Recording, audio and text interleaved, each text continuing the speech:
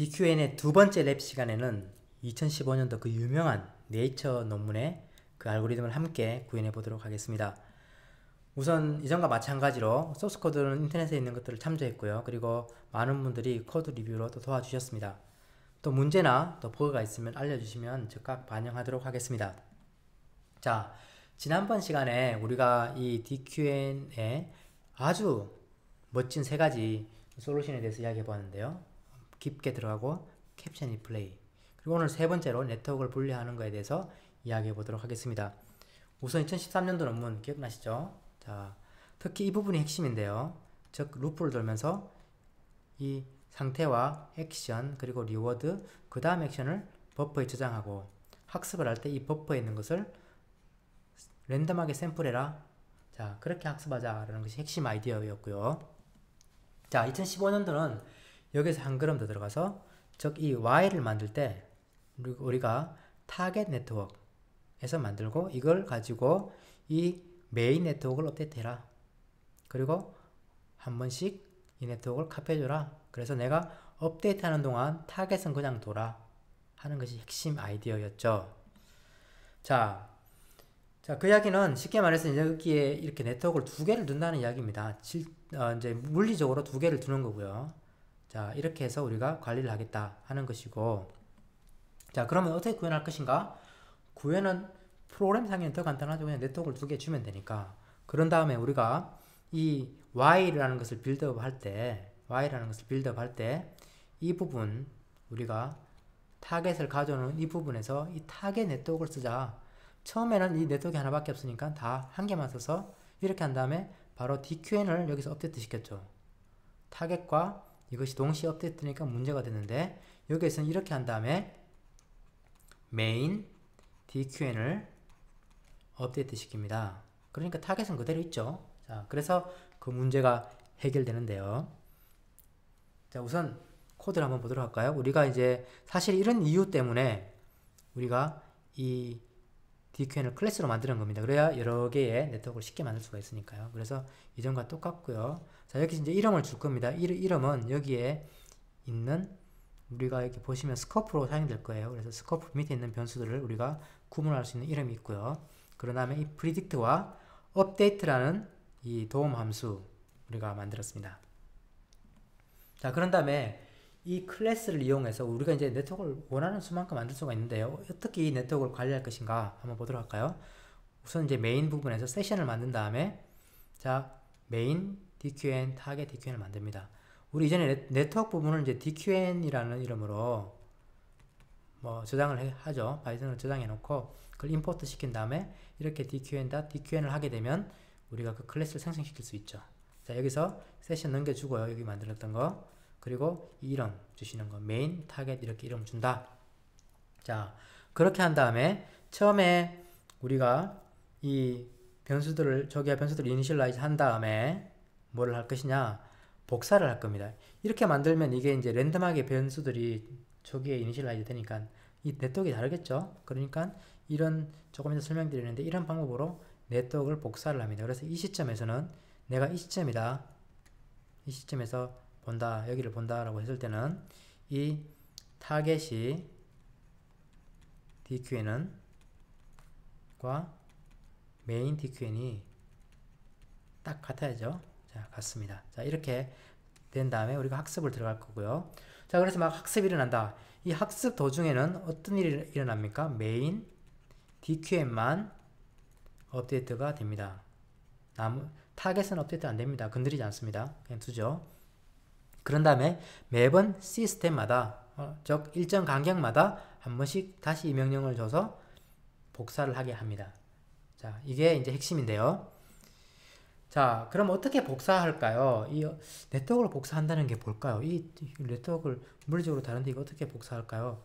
실제로 이것을 복사한다는 말은 이 속에 들어있는 웨이트 값들을 이렇게 카피한다는 이야기예요.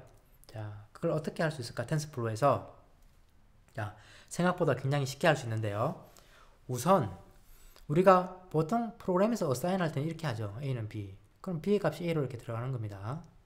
자, 그런데 텐스플로우에서는 이게 텐서 그래프 안에서 막 돌아가야 되기 때문에 조금 멋있게 하고 복잡하면서도 멋있게 하고 싶은 거예요. 그래서 이렇게 하는데요. 이게 하나의 텐스 어떤 베리어블입니다. 이게 텐스인데요.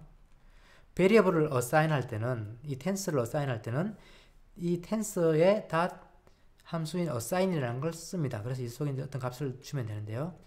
자, 이 값도 역시 이 source variable이라는 tensor에서 가져놓은 거기 때문에 dot value 하면 값을 가져오죠. 그럼 그 값을 이렇게 어사인해라 하는 이 명령으로 우리가 값을 카피할 수 있고요. 즉 이것은 이제 프로그램적으로만 쓰면 test variable은 equal source variable이다. 이렇게 하는 겁니다. 근데 이건 이제 텐스플로우에서는 조금 복잡하면서 멋있게 이렇게 쓰는 거고요.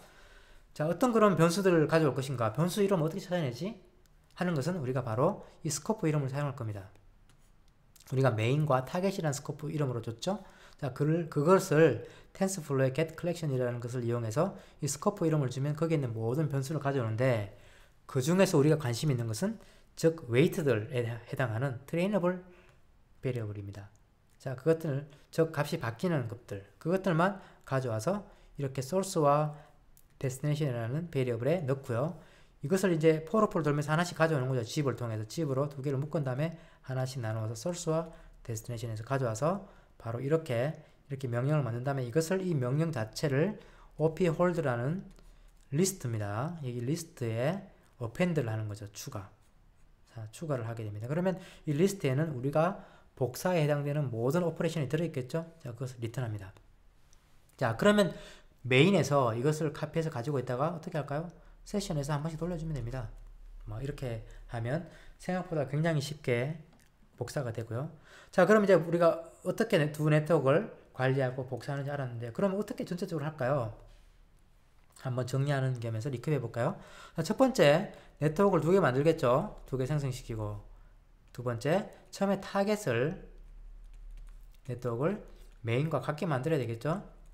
네트워크가 자 이렇게 복사를 해야 되겠죠. 그래서 학습이 시작되기 전에 이 네트워크가 가져야 되고요.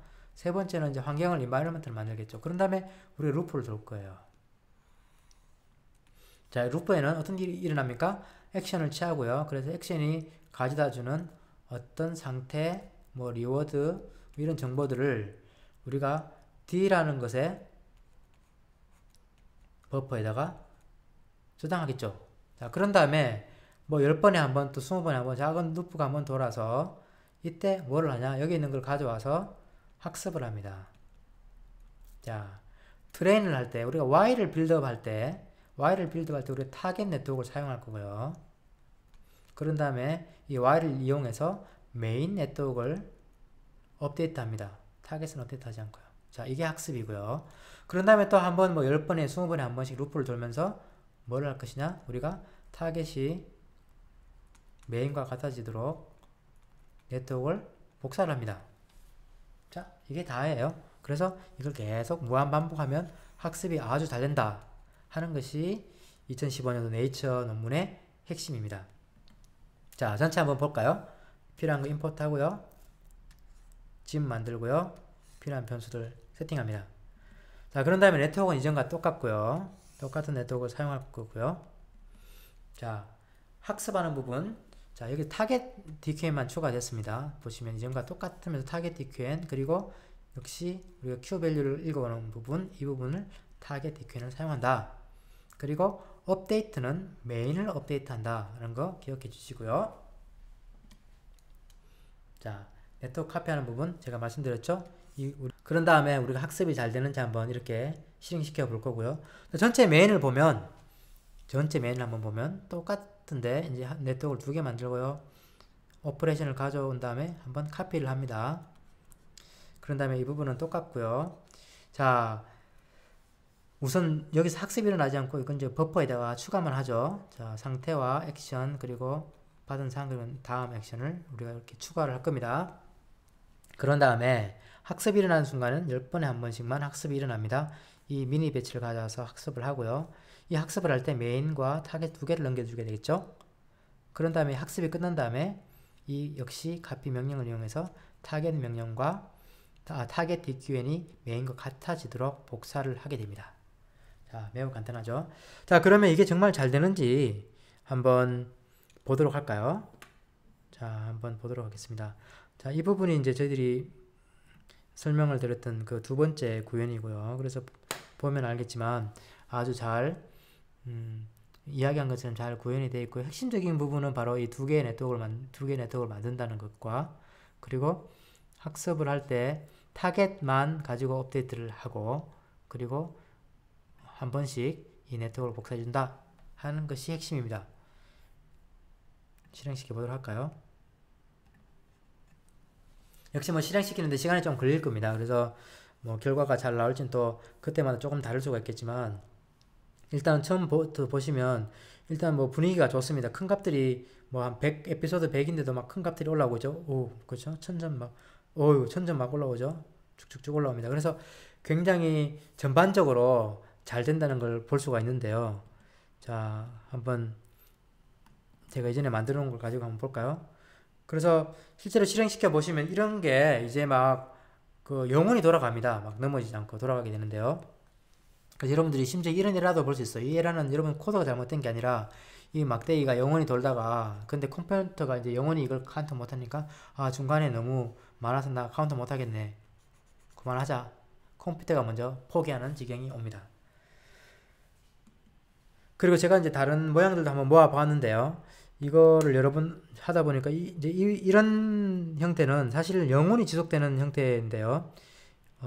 보시면 뭐 이런 경우처럼 좀 재밌게 왔다 갔다 하는 경우도 있고요. 조금 이렇게 살랑살랑 이런 이제 계속 영원히 움직입니다. 그리고 이쪽 분 보시면 아주 재밌는데요. 이게 거의 움직이지 않는 것 같아요. 자세히 보면 시계가 가고 있죠. 그 이야기는 뭐냐면 이쪽 부분이 계속 움직이고 있는데 이게 아주 너무 미세하게, 아주 세밀하게 컨트롤 잘하는 거죠. 그러니까 한마디로 너무 학습이 잘 되었다. 그래서 평생 이거 짝대기를 아마 이 로봇은 세우고 있을 것 같습니다. 자, 우리도 이제 학습이 잘 되고 있죠. 막 이상이 올라오고 있습니다. 그래서 아주 학습이 잘 된다는 것을 아실 수가 있고요.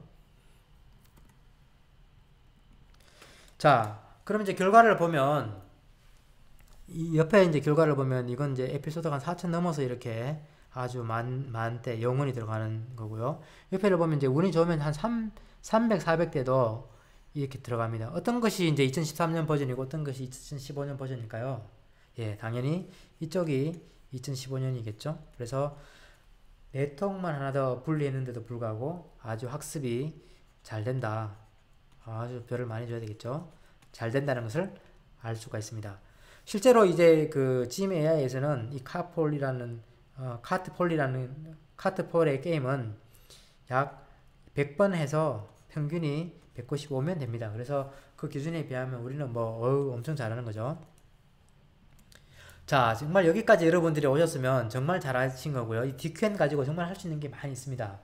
자, 여러분들 연습 삼아서 이 DQN을 하면서 우리가 하이퍼 파라미터 좀 많이 생겼는데요. 뭐 학습 레이시라든지 샘플을 몇 개 가져올 것인가, 디케이 팩터 이런 거 한번 조정해 보시고요. 그리고 네트워크도 우리가 그냥 지금 뭐 그냥 fully connected 네트워크를 사용했는데 이런 거 말고 또 RNN이나 CNN 같은 것도 사용할 수 있습니다. 그래서 그런 것도 한번 붙여 보시고요. 그리고 바이어스 변수를 안 쓰는데 그것도 붙일 수 있고, 또 다른 액티베이션 같은 것도 한번 붙여 볼 수가 있습니다. 그리고 이제 우리가 사용했던 리워드를 보면 단순하게 그냥 짐에서 주는 대로 썼어요. 살아남으면 1점, 그 대신에 끝에 죽으면 큰 100점을 줬는데, 그것을 좀 더 복잡하게, 예를 들면 뭐 끝에 넘어지는 데는 0점이지만 제일 처음에 거 좀 잘했어, 오래 살아남았으니까 그런 것들은 점수를 더 많이 준다든지 하는 리워드를 새로 한번 디자인해 보실 수도 있다는 거. 그리고 조금 더 한 걸음 더 들어가고 싶으면 인터넷 여기 URL 가면 아주 재밌는 게임이 개발되어 있는데요. 뭐 단순한 게임이지만 또 학습해보기엔 아주 재밌는 것인데, 여기 구현이 보니까 한 2013년 버전으로 구현되어 있는 것 같아요. 그래서 여러분들이 원하시면 2015년 버전으로 한번 바꿔도 보시고요. 자, 그리고 이제 DQN으로 정말 할 수 있는 게 많은데 정말 뭔가 해보고 싶다 하는 분들은 여기에 있는 구현들 한번 참고하셔가지고 이런 게임들을 공략해 볼 수가 있습니다. 직접 이런 게임들이 여러분들보다 더 잘할 수 있게 만들어낼 수가 있는데요. 우선 한번 여기 있는 걸 가지고 실행도 해보시고 조금 수정해서 해보시고 그러시다가 보면 아마 여러분들 좋은 아이디어가 생겨나서 또 어떤 이 성능을 개선시킬 수도 있을 것 같습니다. 그래서 한번 해보시는 것도 굉장히 재밌을 것 같습니다.